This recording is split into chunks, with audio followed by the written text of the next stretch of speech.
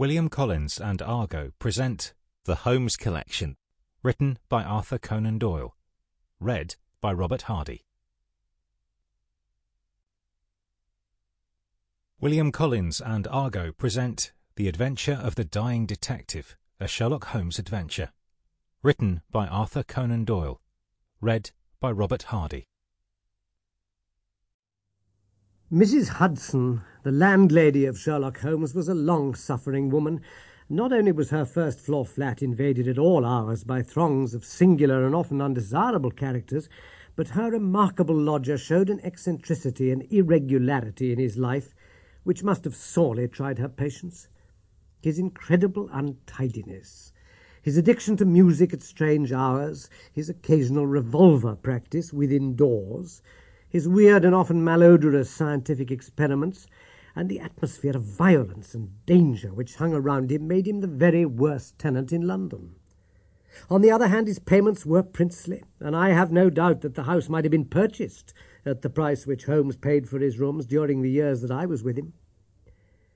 The landlady stood in the deepest awe of him, and never dared to interfere with him, however outrageous his proceedings might seem. She was fond of him, too, for he had a remarkable gentleness and courtesy in his dealings with women. He disliked and distrusted the sex, but he was always a chivalrous opponent. Knowing how genuine was her regard for him, I listened earnestly to her story when she came to my rooms in the second year of my married life and told me of the sad condition to which my poor friend was reduced. "He's dying, Dr. Watson," said she.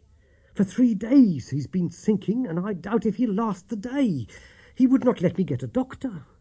This morning, when I saw his bones sticking out of his face and his great bright eyes looking at me, I could stand no more of it. With your leave or without it, Mr. Holmes, I am going for a doctor this very hour," said I. "Let it be Watson, then," said he.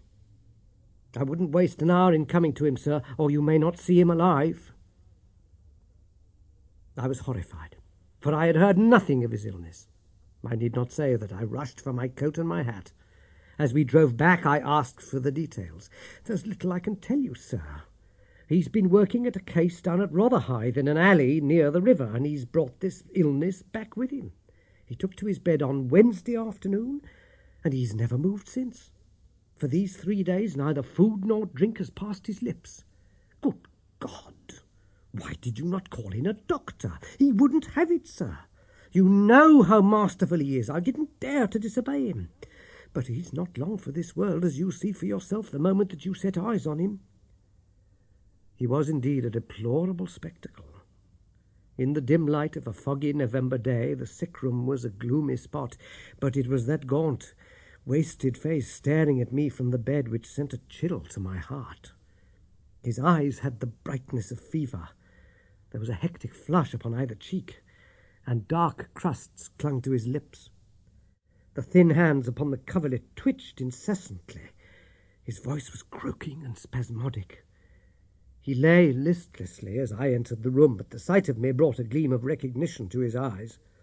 "Well, Watson, we seem to have fallen upon evil days," said he in a feeble voice, but with something of his old carelessness of manner. "My dear fellow," I cried, approaching him. "Stand back! Stand right back!" said he with the sharp imperiousness which I'd associated only with moments of crisis. "If you approach me, Watson, I shall order you out of the house." "But why?" "Because it is my desire.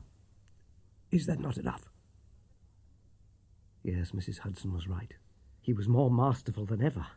It was pitiful, however, to see his exhaustion. "I only wished to help," I explained. "Exactly. You will help best by doing what you are told." "Certainly, Holmes." He relaxed the austerity of his manner. "You are not angry?" he asked, gasping for breath. Poor devil, how could I be angry when I saw him lying in such a plight before me? "It's for your own sake, Watson," he croaked. "For my sake?" "I know what is the matter with me. It is a disease from Sumatra, a thing that the Dutch know more about than we." Sample complete. Ready to continue?